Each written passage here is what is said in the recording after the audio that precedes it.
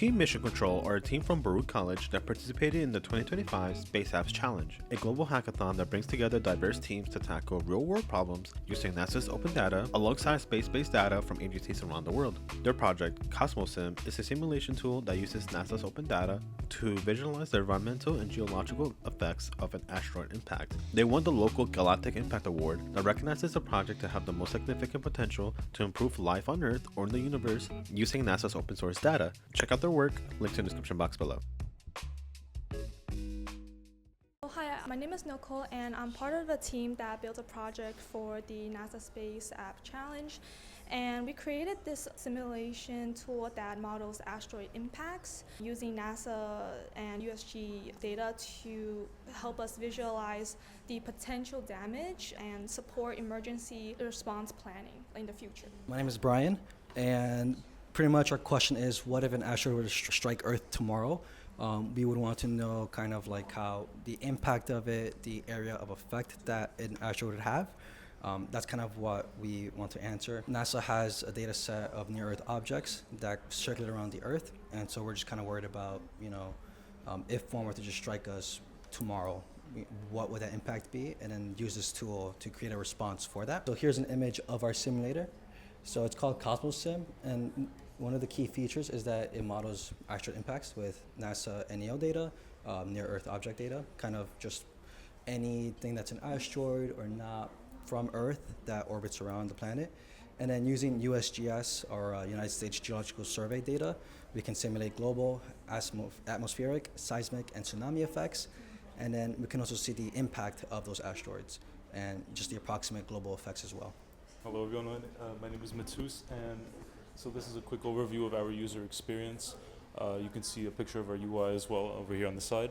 You can input various parameters such as the diameter, velocity, angle, and water depth of the asteroid. So the point of this is, once again, as was stated earlier, to create a simulation, just a quick little overview of what would happen if this meteor was to impact Earth. And a current feature that is in the works is including tsunamis within that to see how that would radiate out from the impact and affect further cities further on in countries. We wanted to include this because, as you know, not every asteroid is going to be the same.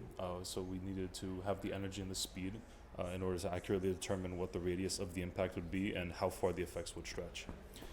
Moving on to a little bit about our process. We acquired the data through NeoW's API to include various asteroid metrics such as speed, angle of approach, distance to Earth, that sort of thing. Then clean that data, and we use Cloudflare's Workers AIs to help us with the development process. And we took all this, we turned it into this simulation. We have some profiles set up as well with existing asteroids, and this can also be used in a way that you can input your own data without needing to use one of our presets. A little bit deeper dive into how we used these technologies. We used the API to find our data and then integrated it with Cloudflare for storage and hosting, which allowed us to process our data much easier. Specifically using Cloudflare R2 storage, we were using that for easy data management and access to it. And the Cloudflare integrated AI actually helped us a lot with development in the process. Do you guys encounter any challenges when creating this project?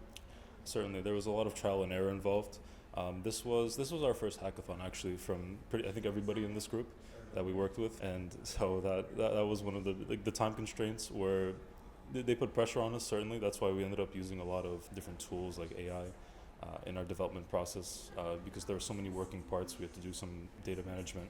We had to work with Python to actually create our back-end sort of calculations and all that stuff. We had to complete a front end as well. Not all of us are super well versed with all those different programming languages and platforms, so that was a bit of a struggle at the start. We also want to do a more deeply technical simulation with a program from somebody that was there from the Museum of Natural History.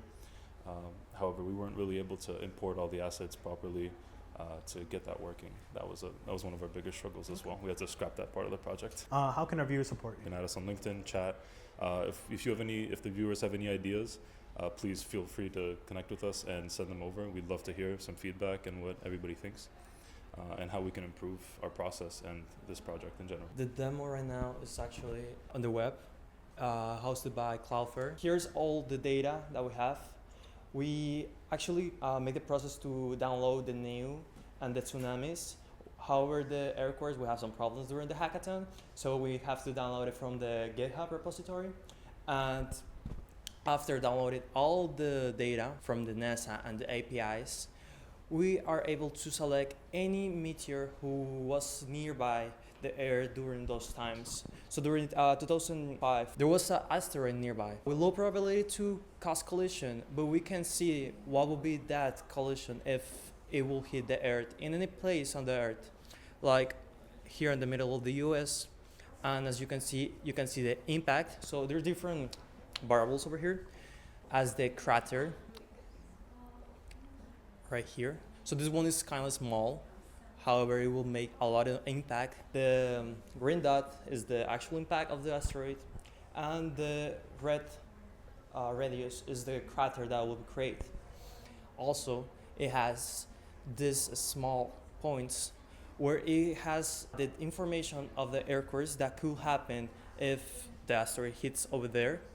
And lastly, it has this all radius blue circle, who has the radius of the tsunamis. So that's the farthest point where tsunamis could impact on Earth. And the orange dots are the major cities who will feel the impact in some way. We can have this simulation go anywhere from Europe, like here in Russia, and also in some places where there's more data available, we can see more information about it, where the location, the maximum height of the tsunami, like that one is not so much because it's a small meteor, only 4 meters, and the distance. With more data on this project, we could have more accurate information of how the impact will be on Earth. There's also more things that we want to further do, like the narrative. So we wanted to apply these APIs, so we can also tell the user how the impact will be. We actually made it work one time, but then we start working on the project more, and it's like programming is really difficult. Sometimes you break things. Also, we have over here all the information from the air core with the radius, like in Russia, all the information from that place. Also the tsunamis information, the height from different places on Earth and the height, and all the cities that were impacted. And also with approximately like 2 cities were here, but as you can see, it was more. And we plan to add more meteors in the future, and we can select different meteors, and it will see different impacts because of the size of the meteor. We can also change the water depth, and it will also affect the impact on the tsunamis specifically. Also, if we select earth and water, it will be different, the radius. We have more things that we try to implement, and it actually worked really well. And with more data in the future, it will work even better.